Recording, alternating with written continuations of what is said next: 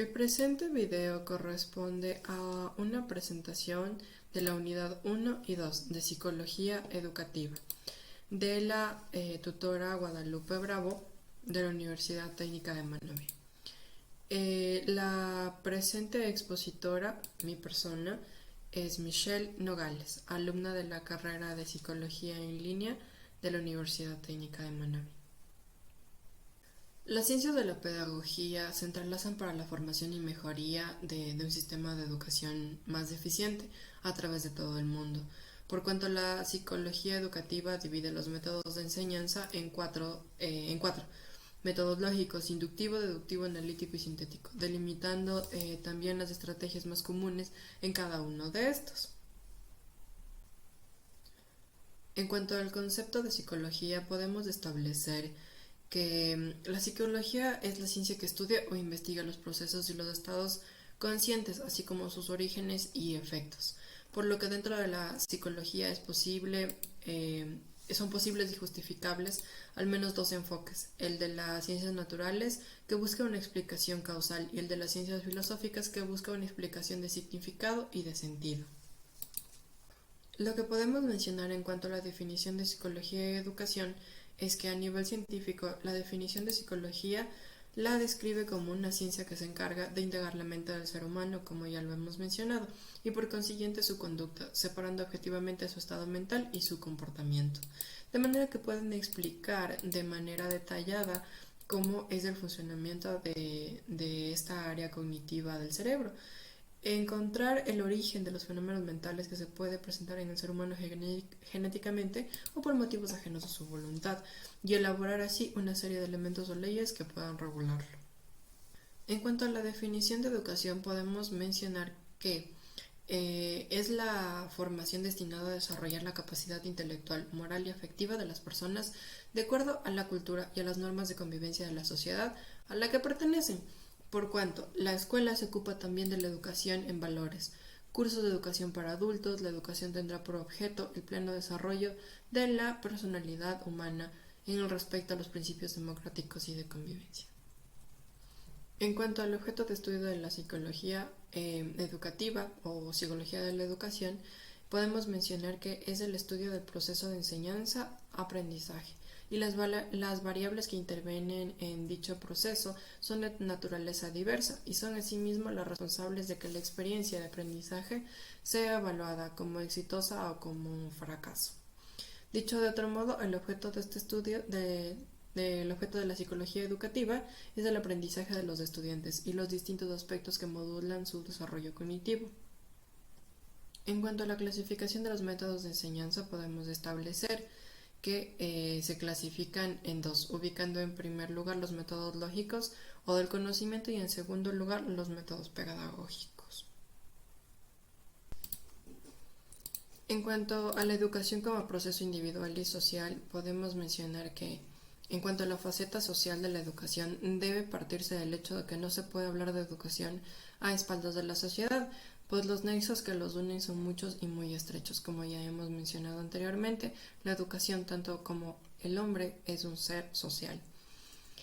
Por tal situación se afirma que no hay sociedad sin educación ni educación sin sociedad. En efecto, la educación es una función social y se desarrolla en el seno de la sociedad, valiéndose de elementos tales como padres, docentes, medios de comunicación, escuelas, entre otros. En cuanto a las teorías de la psicología educativa, podemos mencionar que estas son la mayoría de los cambios en el desarrollo cognitivo y emocional social, en los conocimientos, la motivación y las habilidades como consecuencia del aprendizaje. En cuanto a la teoría cognitiva social de Bandura sobre el aprendizaje y la motivación, podemos mencionar que este combina el interés conductual por las consecuencias y un interés cognitivo en el pensamiento, por lo que los conceptos básicos de esta teoría cognitiva social son las interacciones entre la conducta. En cuanto a la teoría de Bronfenbrenner, es una de las más utilizadas en la actualidad, puesto que consiste en entender los contextos tanto culturales y sociales del individuo que aprende. En cuanto a la perspectiva psicosocial de la educación, podemos mencionar que Parsons nos explica la teoría de sistemas y el estudio de la educación. Según él, la sociedad es un sistema, un conjunto de elementos interrelacionados o estructurados que constan de 4 subsistemas. económico, comunitario, político y socializador. Todos y cada uno de ellos deben funcionar para que la sociedad pueda funcionar.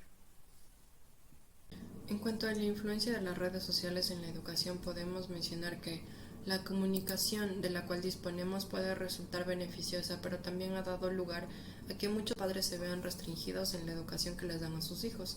Esta herramienta educativa no solo afecta al ámbito infantil, adultos y adolescentes, además su uso produce adicción. En la actualidad, 1 de cada 5 personas en el mundo hace uso de redes sociales, por ello es importante que en los centros educativos se conozcan y se usen de forma en la que los alumnos puedan beneficiarse de ellas para su formación y su desarrollo personal. En cuanto a la formación de la personalidad del sujeto y en el aprendizaje, podemos mencionar que el concepto de desarrollo de la personalidad puede describirse como un proceso vital por el que transcurre todo individuo, donde se establecen unas bases y directrices de carácter y comportamiento determinadas a partir de las cuales se conforman los rasgos, valores y formas de funcionamiento organizado y estable en el tiempo de dichas personas. Estos mecanismos devienen como referencia para la persona en sus interacciones con el contexto en el que se desenvuelven de manera habitual. Es así que algunos de los factores de la personalidad son: el desarrollo se entiende como un resultado de la confluencia bidireccional entre factores biológicos y factores contextuales o externos, que en este caso serían el ambiente. En los primeros incluyen el temperamento, que se define como una disposición emocional y motivacional intrínseca e innata que moviliza al sujeto que, por intereses de carácter primario, la realiza.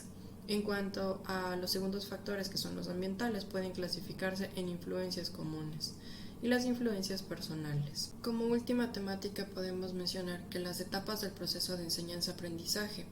Esta teoría de la formación por etapas de las acciones mentales considera el estudio como un sistema de determinados tipos de actividad cuyo cumplimiento conduce al estudiante a nuevos conocimientos y habilidades.